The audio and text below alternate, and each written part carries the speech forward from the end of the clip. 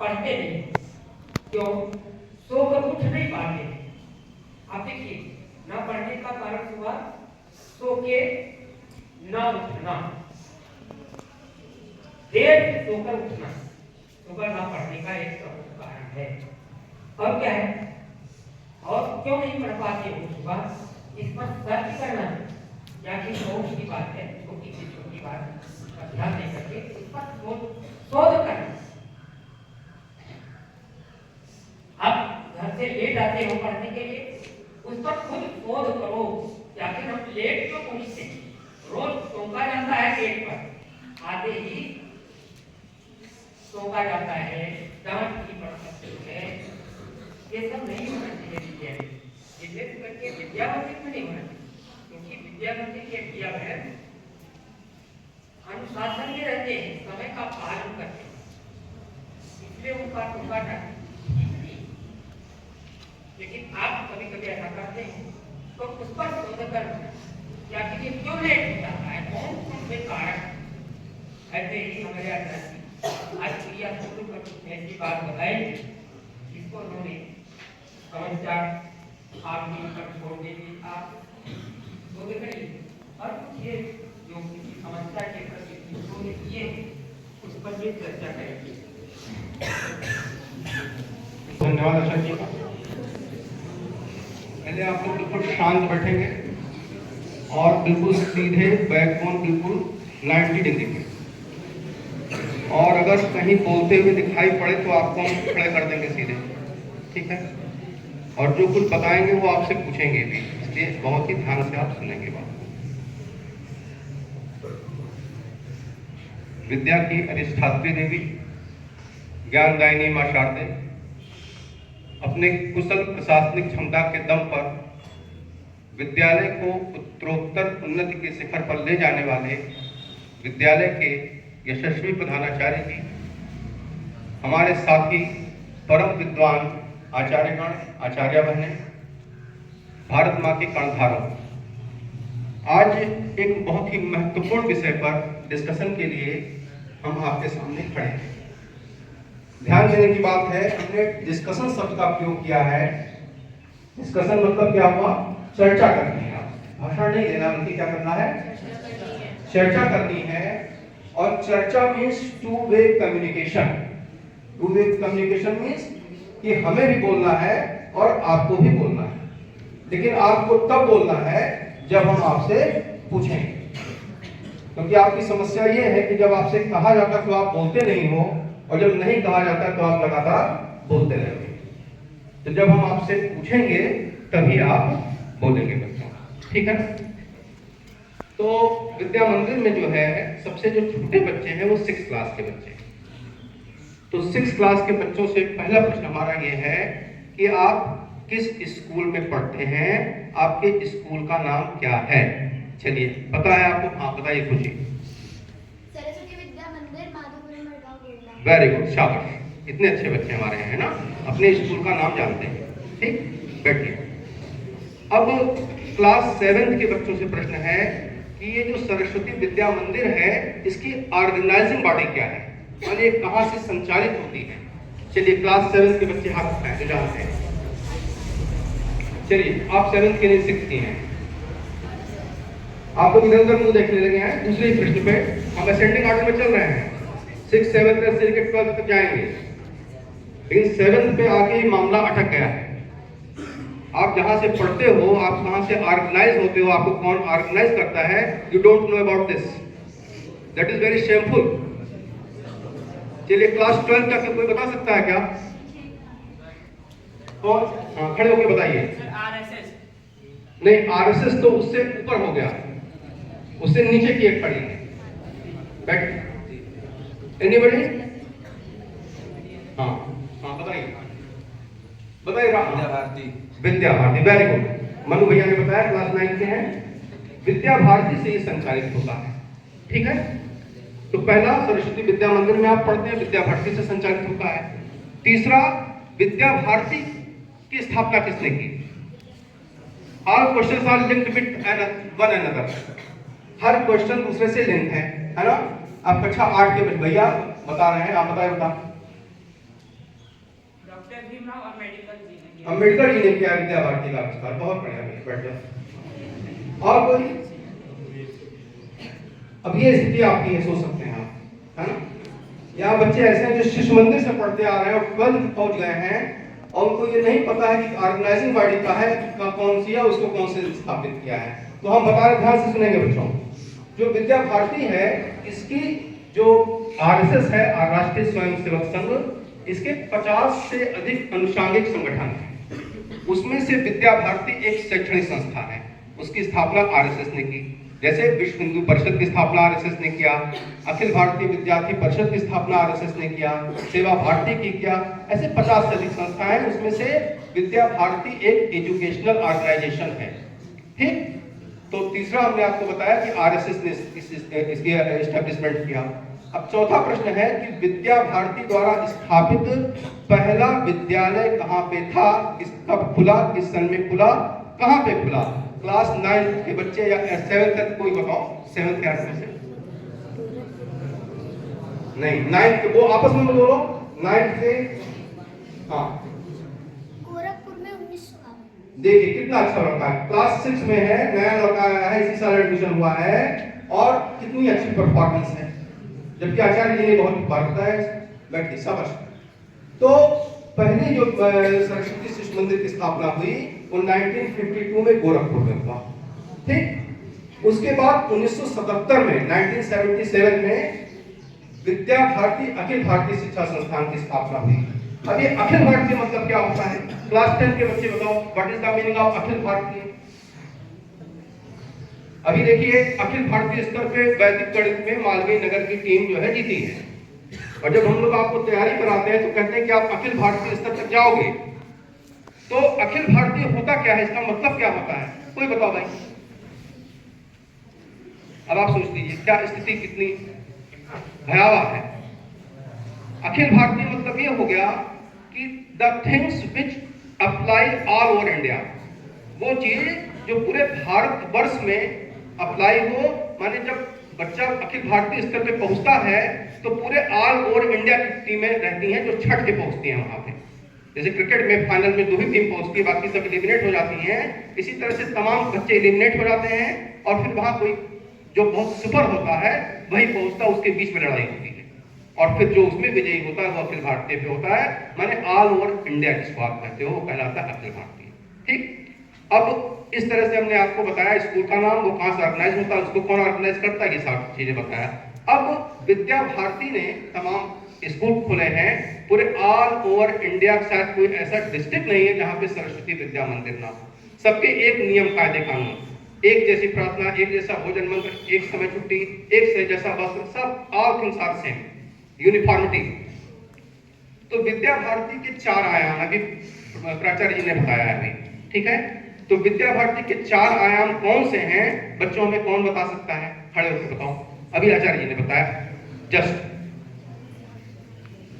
अब आप सोचिए, हम लोग क्लास में पढ़ाते हैं फिजिक्स जैसा सब्जेक्ट, मैथमेटिक्स जैसा सब्जेक्ट, है ना? तो जब आप ये 4 चीज नहीं ध्यान रख सकते हो, 4 में एक चीज नहीं ध्यान रख सकते हो, तो फिजिक्स और मैथ आप कितना ध्यान रखते होगे? ये सोचने का विषय है। हाँ बताओ। 4 बता रहे हैं, 4 इस कक्ष में लिखा भी है। इस कक्ष में एक जगह लिखा भी है, बैनर भी लगा हुआ है उसका। चलिए अब बताइए, इतना हमने हिंट दिया आपको, देख के कौन बता सकता है? बैठो। हाँ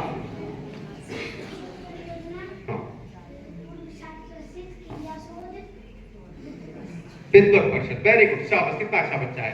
देखिए यहाँ पे लिखा हुआ 4 आयाम, समाज को जोड़ने वाले 4 आयाम। पहला है संस्कृति बोध परियोजना, दूसरा है पूर्व छात्र परिषद, तीसरा है विद्वत परिषद और चौथा है क्रियाशोध। ठीक, इसमें से बच्चों हम क्रियाशोध पे कहने के लिए आचार्य जी ने हमको मौका दिया। बहुत बहुत धन्यवाद आचार्य जी का जो हमको मौका दिया। इस पे हम अपने विचार आपको व्यक्त करेंगे, संक्षेप में ध्यान से सुनिएगा। क्रियाशोध माने एक्शन रिसर्च। हम लोग एमएससी किए, एमएससी के बाद जो लोग पीएचडी करते हैं, कहा जाता है उन्होंने रिसर्च किया, अनुसंधान किया। माने किसी एक टॉपिक पे उनको शोध करना होता है, उसमें 3 साल मिनिमम समय होता है, उनको पीएचडी की डिग्री मिलती है डॉक्टर के नाम पे। ठीक, तो शोध माने बहुत ही गहन विषय जिसपे बात की जाती है, उसको कहा जाता है शोध। उसी पे हमको अपने विचार देने हैं, समय कम है इसलिए ध्यान से आप बातों को सुनेंगे। अब क्रियाशील मतलब क्या होगा कि पहले कोई समस्या हो उस पर शोध किया जाता है, ठीक। तो इस विद्यालय की 3 प्रमुख समस्याएं हैं। पहली समस्या है कि आप लोग विद्यालय लेट से आते हैं, पहली समस्या। दूसरी समस्या कि आप अनुशासनहीनता की पराकाष्ठा आपके अंदर कुछ बच्चे। तीसरा, आप समय से शुल्क नहीं जमा करते। ये 3 समस्याएं मुख्य हैं। पहली समस्या पे हम चर्चा करेंगे जो आपसे सीधे रिलेटेड है कि आप विद्यालय समय से नहीं आते हो। ये एक समस्या है।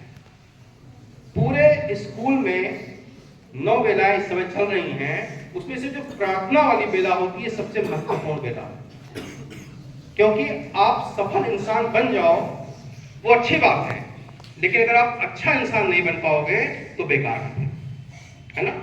जो सफल हो जाता है लेकिन अच्छा नहीं होता है, उनके पेरेंट्स वृद्धा आश्रम में रहते हैं, और जो अच्छा भी रहता है भले सफल ना हो पाए, उनके पेरेंट्स घर में रहते हैं और सेवा करते हैं उनके बच्चे, ठीक। तो हमें क्या बनना है, पहले अच्छा बनना है, ठीक।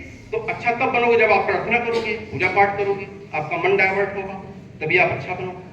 तो प्रार्थना के समय आप पहुंचोगे नहीं, बाहर देर से आओगे, खड़े रहोगे, तो आपका दिमाग कैसे सही होगा।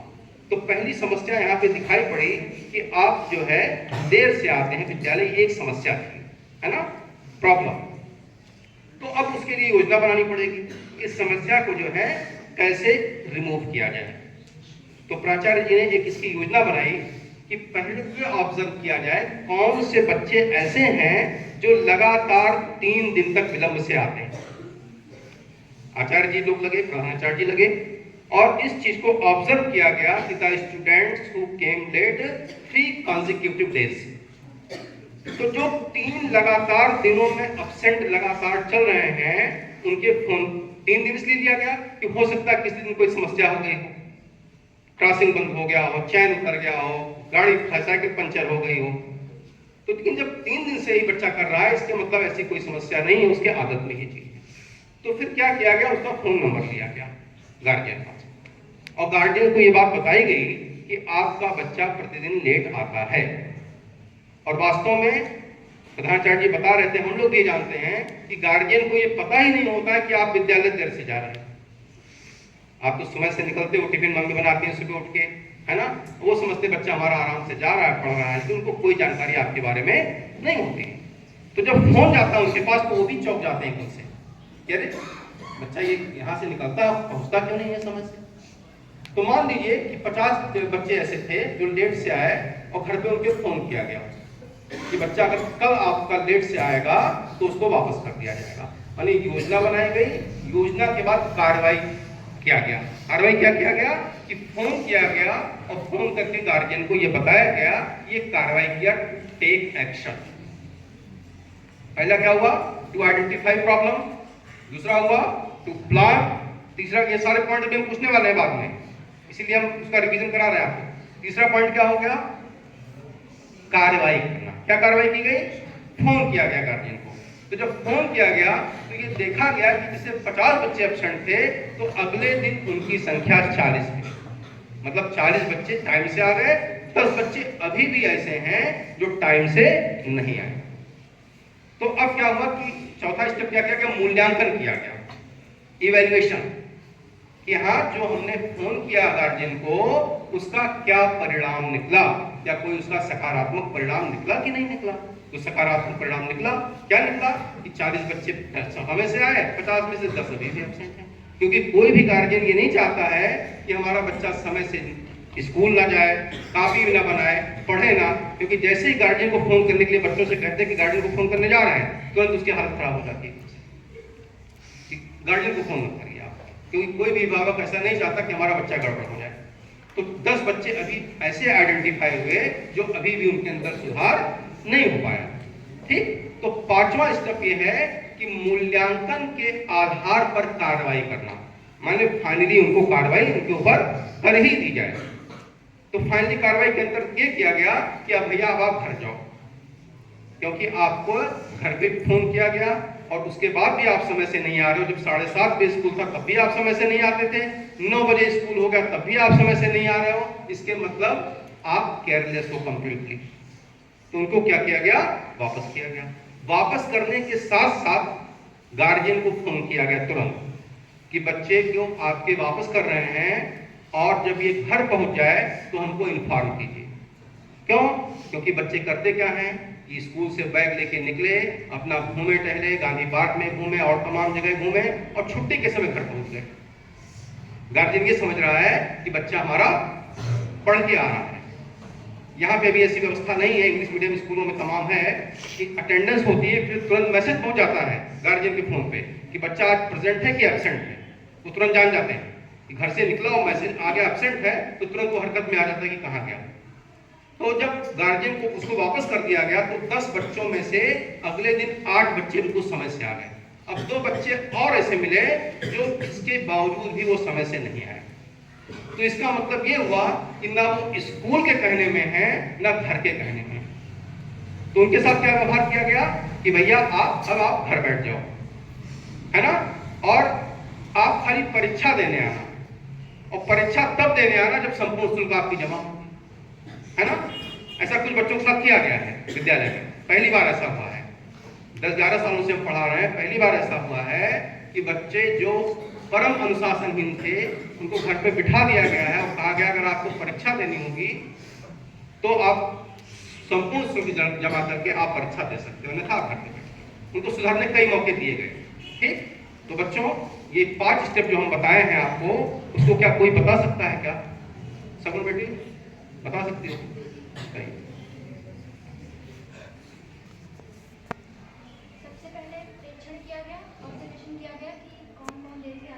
माने समस्या की पहचान, उसके बाद प्लान किया गया कि करना क्या है, शाबाश, और उसके बाद कार्यवाही की गई कि जो बच्चे देर से आते हैं उनके घर पे फोन किया जाए, और जब फोन किया गया तो 50 में से 40 बच्चे थे जो डिस्कशन ना खाली हेडिंग बस हेडिंग।